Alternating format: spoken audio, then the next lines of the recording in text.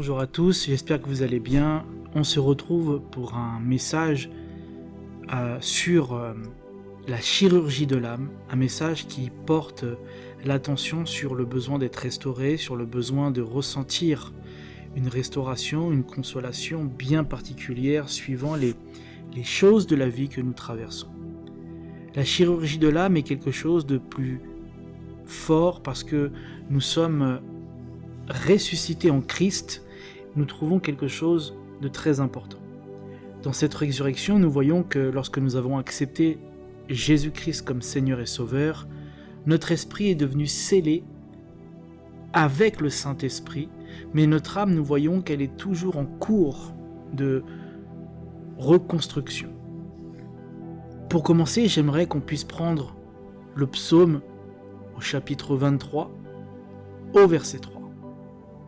Le psaume 23, verset 3, il y aurait tellement à dire dessus qu'on pourrait prêcher des séminaires et des conférences entières, mais nous allons prendre ce premier texte de la parole de Dieu qui va être notre texte central, qui va être notre texte d'appui, et nous verrons d'autres passages de l'Écriture qui viendront confirmer ce que le psaume 23 au verset 3 nous dira.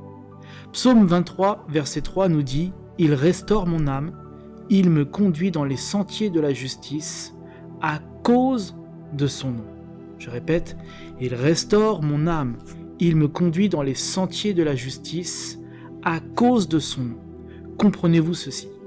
La chirurgie, c'est une opération de précision, de profondeur, et le Seigneur Jésus-Christ est le chirurgien par excellence dont nous sommes les assistants par l'Esprit de Dieu. Nous sommes les outils entre ses mains pour agir avec efficacité dans la vie des autres. Lorsque nous parlons de la chirurgie de l'âme, nous parlons d'une opération qui se fait à l'intérieur de notre être. Nous voyons ici qu'il restaure mon âme et il me conduit dans les sentiers de la justice à cause de son nom. Le Seigneur Jésus vient faire une opération d'excellence en nous-mêmes par l'assistanat de son esprit pour que nous puissions guérir de toutes les blessures et de toutes les causes néfastes qui ont été posées sur notre vie. Nous avons besoin de vivre certaines choses dans la foi pour nous amener à une persévérance et un élargissement de la connaissance et de l'intelligence de sagesse. Je répète, nous avons besoin de vivre certaines choses dans la foi pour que cette foi-là puisse être persévérante et que cette persévérance dans la foi nous fasse un élargissement de connaissance et d'intelligence dans la sagesse. La sagesse divine est très importante. Nous avons besoin de comprendre et de ne pas être dépourvus de sens. Dieu nous a créés avec des émotions, une intelligence, une volonté de faire, mais nous voyons que la parole de Dieu nous dit qu'il fait au-delà de ce qu'on peut penser ou imaginer. Il fera au-delà de ton entendement. L'âme a besoin de guérison, d'une mise à jour pour pouvoir être dans la constance, et cela se fait par plusieurs phases constructives. Pourquoi je dis cela? L'âme a besoin d'une guérison et d'être dans une mise à jour quotidienne, à chaque instant. La parole de Dieu est là pour nous éduquer et nous tirer vers le haut. Alors, lorsque nous voyons que l'âme est meurtrie, l'âme est dans une certaine optique de meurtrissure, alors la parole de Dieu viendra guérir cela par 5 points. Ceci n'est pas une liste exhaustive de ce que je vais donner, des 5 points, mais c'est quelque chose qui peut nous conduire à une réalité. Premièrement, la délivrance. Deuxièmement, la parole de Dieu. Troisièmement, l'onction qui vient ou qui va briser le joug. La restauration des blessures du passé. L'adoration et la louange. Donc je répète, premier point, la délivrance. Le deuxième, la parole de Dieu. Troisième point, l'onction qui va briser le joug. Quatrième point, la restauration des blessures du passé. Et le cinquième, l'adoration et la louange. Pourquoi ces 5 points? Comme je disais, ces 5 points ne sont pas une liste exhaustive. Nous pourrons trouver au fur et à mesure d'autres critères, d'autres points à soulever pour constater qu'il y a besoin d'une guérison intérieure. La délivrance se fait par la parole de Dieu. La parole de Dieu donne l'onction pour briser le joug. Le joug est brisé lorsque la restauration se fait des blessures du passé. Et cela te fera rentrer, dans l'adoration et la louange pleine.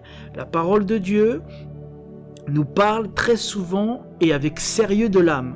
La parole de Dieu nous parle très souvent et avec sérieux des besoin de restauration dans l'homme. Nous devons prendre au sérieux la restauration, la consolation, la guérison de l'état de l'âme. Premier passage de l'Écriture que j'aime beaucoup et que nous allons voir qui va appuyer ce que je suis en train de dire. 3 Jean au chapitre 1 au verset 2. L'épître de Jean, le 3 Jean, chapitre 1 au verset 2. Bien-aimé, je souhaite que tu prospères en toutes choses et que tu sois en santé, comme ton âme est en prospérité. Alors oui, nous connaissons le texte que nous citons dans la version Louis II. Bien-aimé, je souhaite que tu prospères à tous égards et que tu sois en bonne santé comme l'état de ton âme.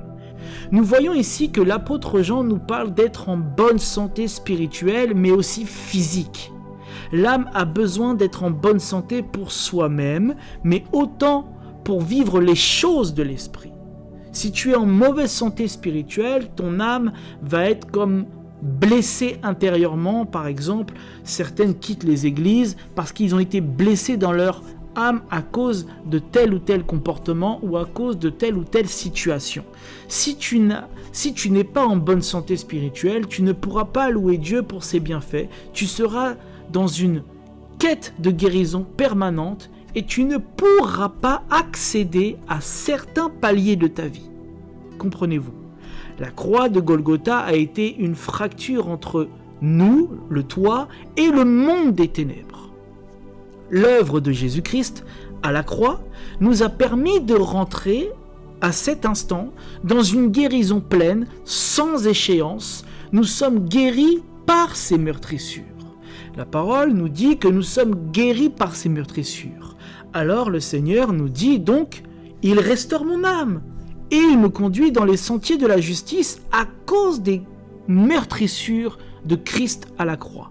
Quand nous parlons de guérison, c'est la guérison non seulement du corps physique, mais aussi bien de celui qui est spirituel. Il y a un alignement sur cette vérité absolue. Il y a un alignement sur cette vérité. Jésus est mort à la croix pour nous donner la vie en abondance.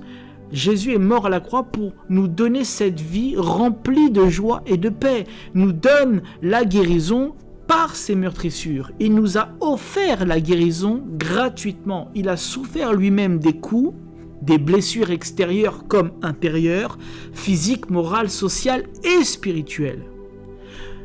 Le Seigneur a été rejeté, a été fouetté, les clous dans sa chair, on lui a tiré la barbe, craché dessus. Il a subi le rejet social, le rejet spirituel des personnes qui étaient d'autorité en Israël. Et lorsque nous regardons à la croix uniquement, car le Seigneur n'est pas resté dessus. Nous devons regarder uniquement la croix. Mais le Seigneur n'est pas resté sur cette croix. Il est parti dans un tombeau, dans un sépulcre, pour mettre fin à la chair. Mettre fin à ce qui va te limiter. Mettre fin à ce qui te fera mal. Et nous sommes morts avec lui sur la croix en esprit. Nous sommes allés dans le tombeau avec lui en esprit. Et nous sommes ressuscités avec lui dans l'esprit. Alléluia! Waouh! Le Seigneur a fait quelque chose de merveilleux pour nous et nous devons comprendre cela. Il y a 3 phases. Nous sommes ressuscités dans l'esprit, notre esprit est scellé avec celui du Saint-Esprit, n'est-ce pas?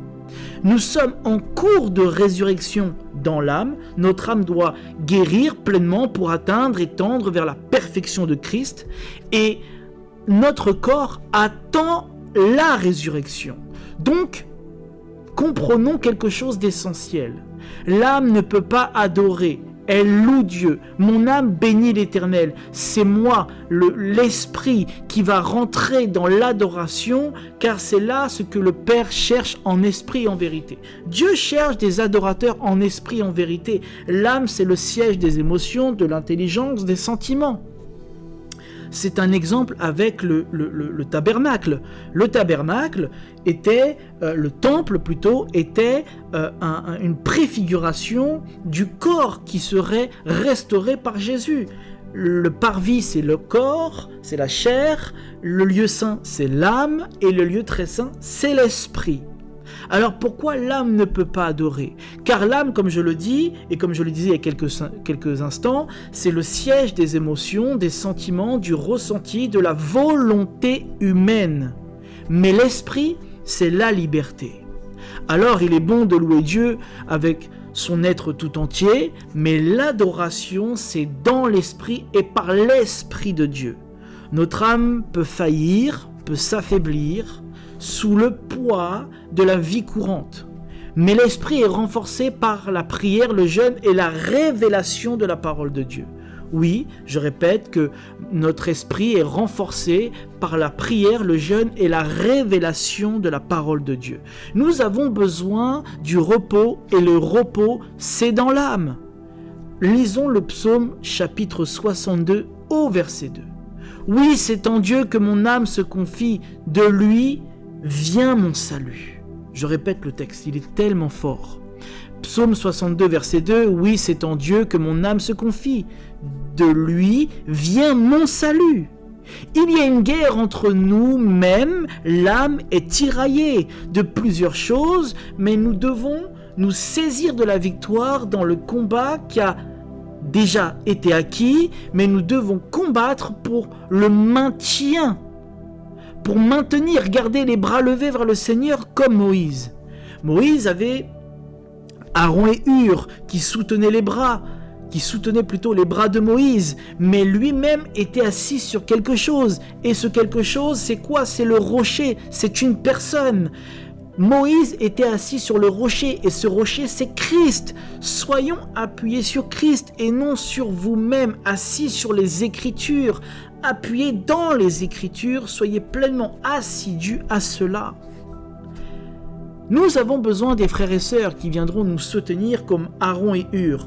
Mais vous êtes pour certains des Moïse et pour d'autres des Josué. Et vous devez être appuyés dans les Écritures sur la base solide du rocher. Psaume 63, verset 2. Ô Dieu, tu es mon Dieu. Je te cherche. Mon âme a soif de toi. Mon corps soupire après toi. Dans une terre aride, desséchée, sans eau. Ce texte nous fait pleinement référence à quelque chose de très fort. Il dit qu'il cherche Dieu de tout son cœur. Il cherche Dieu et son âme soupire, son âme a soif parce que son âme a besoin d'être désaltérée des eaux de la parole. Psaume chapitre 130 au verset 5. J'espère en l'Éternel, mon âme espère et j'attends sa promesse. Oui, Dieu a fait des promesses, a dit des choses sur votre vie et vous devez espérer, vous ressasser ou plutôt vous remémorer, vous repasser les paroles qui ont été dites sur vous. Il y a un chant qui est très bien qui dit « Il y a une prophétie sur ma vie, je ne peux pas échouer. » Oui, vous ne pouvez pas échouer. Espérez dans les promesses de Dieu, espérez dans ce que le Seigneur a dit sur votre vie. Ézéchiel, chapitre 18, au verset 4 et 5. Voici, toutes les âmes sont à moi, l'âme de l'enfant est à moi, comme l'âme du Père, et l'âme qui péchera sera celle qui mourra. Mais l'homme qui sera juste, et qui fera ce qui est juste et droit. Waouh! Il dit que toutes les âmes lui appartiennent. Dieu dit que toutes les âmes lui appartiennent. L'âme de l'enfant, du père, de la famille, de l'entourage de la famille, toutes ces âmes de la terre appartiennent au Seigneur. Mais celui qui vit dans l'impudicité, celui qui vit en dehors du repos de Dieu, et que son âme est blessée, il meurt, non pas d'une mort physique on parle là, mais on parle d'une mort spirituelle, il est séparé de Dieu. La Bible nous dit dans Romains chapitre 3 au verset 23, « Car tous ont péché et sont séparés de la présence, de la gloire de Dieu. » Donc, celui qui vit justement et droitement, alors il vivra pour l'éternité. Pourquoi ? Parce que ainsi notre âme était vivante dans Genèse chapitre 2 au verset 7, mais depuis la chute, notre âme a perdu sa forme d'origine, a pris la forme d'Adam le pécheur. Je répète, avant la chute, notre âme avait une forme, mais après la chute, notre âme a perdu sa forme d'origine pour prendre la forme d'Adam le pécheur. Le verset que nous allons lire suivant, et nous devons le considérer avec minutie. Genèse chapitre 5 au verset 1 au verset 3. Genèse chapitre 5 du verset 1 au verset 3. Voici le livre de la postérité d'Adam. Lorsque Dieu créa l'homme, il le fit à la ressemblance de Dieu. Il créa l'homme et la femme, il les bénit et il les appela du nom d'homme. Lorsqu'ils furent créés, Adam, âgé de 130 ans, engendra un fils à sa ressemblance, selon son image, et lui donna le nom de Seth. Avez-vous déjà souligné ce verset de l'Écriture ? Entre le verset 2 et le verset 3, il y a la chute. Et la chute amena un changement complet de l'homme. Avez-vous remarqué ce changement ici ? Notre âme était au début à la ressemblance de Dieu, selon son image. Mais aujourd'hui, elle est selon l'image et à la ressemblance d'Adam. Pourquoi je dis ça ? Regardez. D'ailleurs, le nom du fils d'Adam est Seth, et Seth signifie compensation mis à la place. Le prénom plutôt du fils d'Adam, Seth, veut dire compensation mis à la place. Ainsi l'âme de l'homme devint le moi, le je, et ce moi a pris la place de Dieu. Au commencement, notre âme avait la forme de Dieu pour être pleine du Seigneur. Mais aujourd'hui, notre âme a la forme d'Adam et elle est pleine du nous-mêmes, du moi. L'épée de l'esprit doit transpercer notre moi pour faire mourir l'image d'Adam et redonner à notre âme l'image de Christ. Waouh, quelle révélation! Je répète ceci, c'est tellement fort. L'épée de l'Esprit de Dieu doit transpercer votre vous, votre moi, votre je, pour faire mourir l'image d'Adam et redonner à notre âme l'image de Christ. Waouh! Depuis notre nouvelle naissance, notre esprit a été régénéré par le bain de la régénération et par le Saint-Esprit qui demeure dans notre esprit. Cela fait de nous des enfants de Dieu. Alléluia! Nous sommes des enfants de Dieu, nous sommes des enfants du grand roi. Mais maintenant, nous le savons. Dieu doit nous transformer à son image à nouveau par le texte de 2 Corinthiens, chapitre 5, au verset 17. Celui qui est uni en Christ est une nouvelle créature. Donc, qu'est-ce qui se passe ? Notre âme doit être traitée.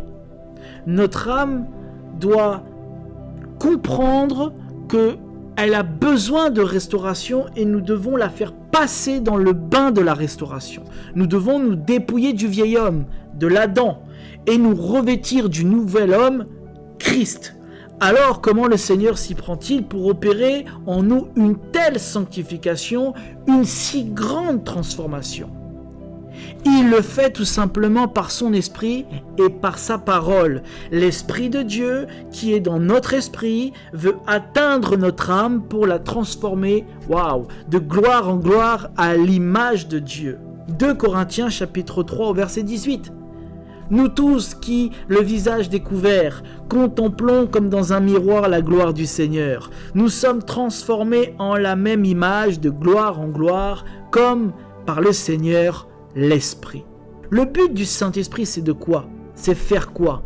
C'est de nous amener à mourir à nous-mêmes ou à la forme que nous avons toujours eue, de crucifier notre moi afin que notre âme ressuscite sous une autre forme, celle de Christ, forme que Dieu avait prévue avant la chute. Donc, depuis notre nouvelle naissance, tout ce que nous avons vécu a donné à notre âme une certaine forme. Notre caractère, notre sensibilité, nos réactions, etc. montrent la forme de notre âme qui a été forgée au fil des années. Donc je répète, notre caractère, la sensibilité, les réactions, les sentiments que nous avons eus va montrer la forme de notre âme et de la prise de forme qui s'est forgée au fil des années.